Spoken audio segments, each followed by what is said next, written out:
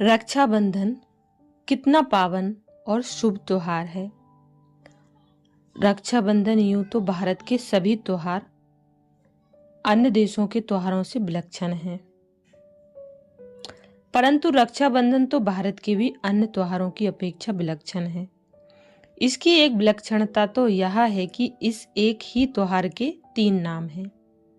पहला रक्षाबंधन, दूसरा विषतोड़क पर्व और तीसरा पुण्य प्रदायक पर्व।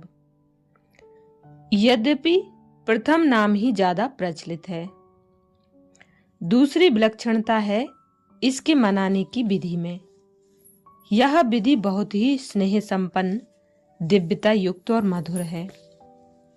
इसे मनाने की सामग्री ही ऐसी है जैसे किसी से कोई बात मनवाने, उससे कोई वचन लेने या उससे अपने संबंधों में पवित्रता और स्नेह लाने के समय प्रयोग की जाती है।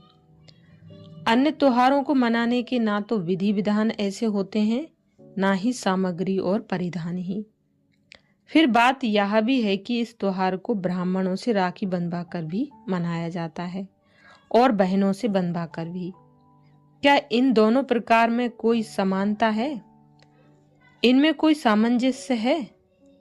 तीसरी विलक्षणता यह है कि यह त्योहार ना तो शिवरात्रि, जन्माष्टमी, रामनवमी इत्यादि की तरह परमात्मा या किसी देवता से संबंधित है, ना ही यह होली की भांति आसपास वालों से मिलकर उछल कूद से मनाया जाता है, बल्कि यह तो बहन भाई के पवित्र संबंध को ही जतलाने वाला सारे विश्व में विलक्षण त्योहार है।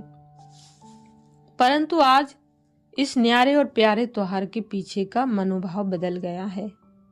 आज इस त्योहार को लोग प्रायः या तो एक खुशी की रस्म के तौर पर मना लेते हैं और इसे बहन भाइयों के मिलने जुलने का अवसर मात्र समझते हैं, या वे इसे भाइयों को यह याद दिलाने का अवसर मानते हैं कि बहनों की रक्षा करने के लिए कर्तव्यबद्ध हैं। परंतु हमें विचार करना चाहिए कि क्या इस त्योहार का यही और इतना ही महात्म्य है?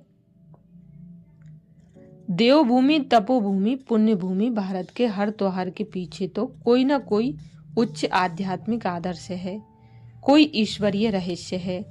तब क्या रक्षाबंधन भाइयों को यही याद दिलाने के लिए है कि वे बहनों की रक्षा करें? रक्षा भी कैसी? क्या शरीर की रक्षा? पहली बात तो यह है कि स्नेह और संबंध की यह विशेषता है कि जहां ये होंगे वहां रक्षा की ही जाती है। उसके लिए विशेष सामग्री जुटाकर हर वर्ष एक बार याद दिलाने की और मिठाई की भेंट चढ़ाने की जरूरत नहीं रहती। माता वात्सल्य एवं संबंध के कारण अपने पुत्र की रक्षा करती ही है। बच्चा अपनी माँ को उसके लिए हर वर्ष राखी थोड़े ही बांधता है। एक मित्र दूसरे मित्र पर आपदा आने पर उसकी रक्षा करता ही है। मित्र परस्पर राखी तो नहीं बांधते। फिर मनु ने तो वैसे भी मनुस्मृति में कहा है कि कन्या अवस्था में पिता रक्षा करे, पत्नी की रक्षा पति करे और विधवा माँ की रक्षा उसका पुत्र करे। तब भी बहन भाई को भला राखी क्यों बांधती है? रक्षा के लिए तो व्यवस्था कर ही दी गई है। सुरक्षा करना तो राज्य सत्ता का, पुलिस वालों का तथा चौकीदारों का काम है। यदि शारीरिक रक्षा की आवश्यकता है, किसी से कोई भय है, तो राखी इन्हें या रक्षा मंत्री को ही क्यों ना बांध दी जाए, वरना बिना किसी के भय के हर वर्ष राखी बांधने की क्या जरूरत है? विशेषकर जब भाई बहन स्वयं ही छोटी आयु के हों या बहन भाई से ज्यादा भारी भरकम, डील डोल वाली तथा सबला हो और भाई जी महाराज तिली पहलवान ही हों, जिन्हें आंधी में उड़ने से बचने के लिए भी छिपना पड़ता हो और वर्षा में भीगने से भी। स्पष्ट है कि इस त्योहार का प्रारंभ शारीरिक रक्षा के लिए भाई को मनाने तथा मिठाई खिलाने के लिए नहीं हुआ, बल्कि और उच्च आदर्शों तथा दार्शनिकता को लेकर हुआ है। क्योंकि भाई बहन का संबंध तो वैसे ही इतना घनिष्ठ और स्नेह संपन्न है कि उसमें हर वर्ष रक्षा के लिए जतलाने की आवश्यकता नहीं। इसके अतिरिक्त समझने की एक बात यह भी है कि भाई तथा बहन शब्द केवल एक ही माता के पुत्र पुत्री के लिए ही प्रयोग नहीं होता, बल्कि यह अन्य कई कारणों से भी प्रयोग होता है। उदाहरण के तौर पर एक ही गुरु के शिष्य होने पर भी प्राय ऐसा कहा जाता है कि हम गुरु भाई हैं। एक ही गांव के लोग भी कहते हैं कि यह हमारे गांव की बहन है। जैसे एक ही माता पिता के पुत्र पुत्री होने के कारण हम कहते हैं कि ये बहन भाई हैं, वैसे ही एक परमात्मा जो कि सभी आत्माओं के माता पिता हैं, उनके पुत्र होने से भी हमारा यही नाता है। स्वामी विवेकानंद जी ने शिकागो में स्वधर्म सम्मेलन में जो पहला भाषण किया था, उसके शुरू में सभी को उन्होंने इन्हीं शब्दों में ही तो संबोधित किया था, प्रिय बहनों और भाइयों। अन्य धर्मों के प्रतिनिधि तो प्रिय मित्रों इन शब्दों में संबोधन कर रहे थे, परंतु भारतीय संस्कृति के प्रतिनिधि स्वामी विवेकानंद जी ने प्रिय बहनों और भाइयों इन शब्दों का प्रयोग किया था। तो क्या सभी लौकिक नाते से एक ही माता पिता की संतान थे? अतः यह बात समझनी चाहिए कि वास्तव में इस त्योहार का प्रारंभ बहन भाई के लिए नहीं हुआ, बल्कि आत्मिक रूप में परमात्मा की संतान होने के नाते तथा प्रजापिता ब्रह्मा एवं जगदम्बा सरस्वती की धर्म संतति होने के नाते से हुआ था।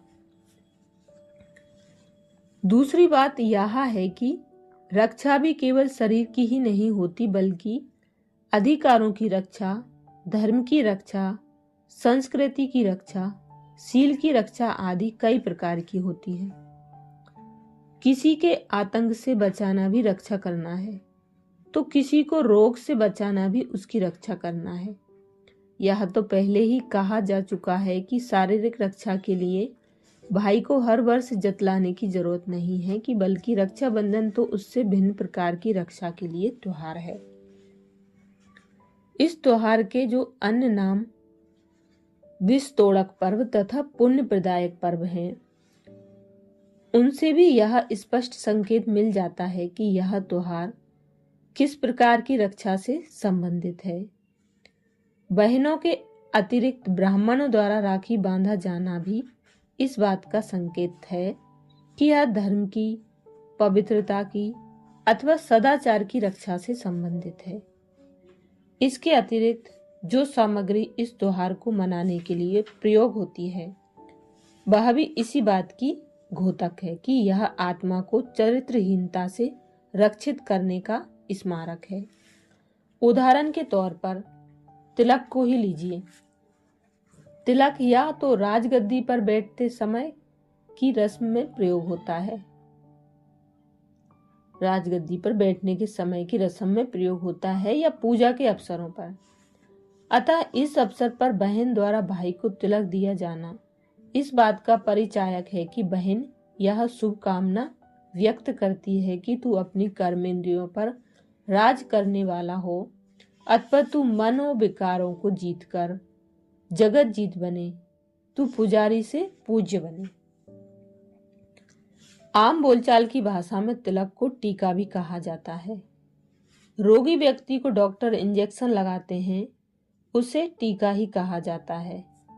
अतः बहन भी भाई को आत्मिक स्मृति का तिलक लगाते हुए काम, क्रोध आदि महारोगों से आत्मा को बचाने का टीका लगाती है।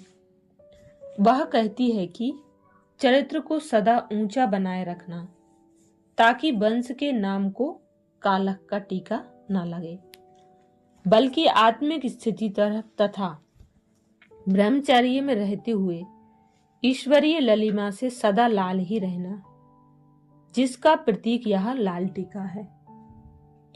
आत्मा को ज्ञान केसर में रखना अथवा चंदन के समान दिव्य गुणों से सुगंधित रखना, उसका ही प्रतीक यह केसर अथवा चंदन का टीका मैं दे रही हूँ। यह महानता का तिलक है, नेक नामी का टीका है, आत्मिक स्मृति का बहाल बिंदु है। इसी में सफलता प्राप्त करने के लिए मैं आपका मुख मिठाई से मीठा करती हूँ। अतः यह जानने की जरूरत है कि वास्तव में हर कलयुग के अंत में जब परम पिता परमात्मा शिव प्रजापिता पर ब्रह्मा के द्वारा सतयुगी देवी सृष्टि रचने का कर्तव्य करते हैं, तभी सभी मनुष्य आत्माओं को कहते हैं कि पवित्र बने, काम क्रोध आदि विकारों पर विजय प्राप्त करें तथा प्रजापिता ब्रह्मा की कुमारियां सरस्वती तथा अन्य ब्रह्मा कुमारियां सभी पुरुषों रूपी भाइयों को राखी बांधती हैं, जो कि उन्हें ब्रह्मचर्य व्रत लेने के उद्देश्य से बांधी जाती है। वे पवित्र ज्ञान निष्ठ योगिन बहनें ही उन्हें तिलक भी लगाती हैं, जो कि उन्हें इस बात की स्मृति देने का प्रतीक होता है कि वे आत्मा हैं। उन्हीं रूहानी बहनों द्वारा राखी बंधवाकर वे अपनी पवित्रता की रक्षा का व्रत लेते हैं। इसी अर्थ में ही इस त्योहार को रक्षाबंधन कहा गया है। इसी अर्थ में ही इसे विषतोड़क एवं पुण्य प्रदायक पर्व भी कहा गया है, क्योंकि इससे उनके विषय विकार मिटते हैं तथा वे पुण्य आत्मा बनते हैं। अतः स्पष्ट रहे कि जब हमारे देश में पुनः पापाचार तथा दुराचार का जोर है, सभी को चाहिए कि ब्रह्मचर्य व्रत लेने के उद्देश्य से राखी बांधें तथा ईश्वरीय ज्ञान और सहज राजयोग के अभ्यास द्वारा निज आत्मा की इन विकारों से रक्षा करें। रक्षाबंधन मनाने की यही वास्तविक रीति है। इससे सदा के लिए मुख मीठा होता है, क्योंकि सतयुगी सुखमय सृष्टि की पुनः स्थापना हो जाती है। अच्छा, ओम शांति।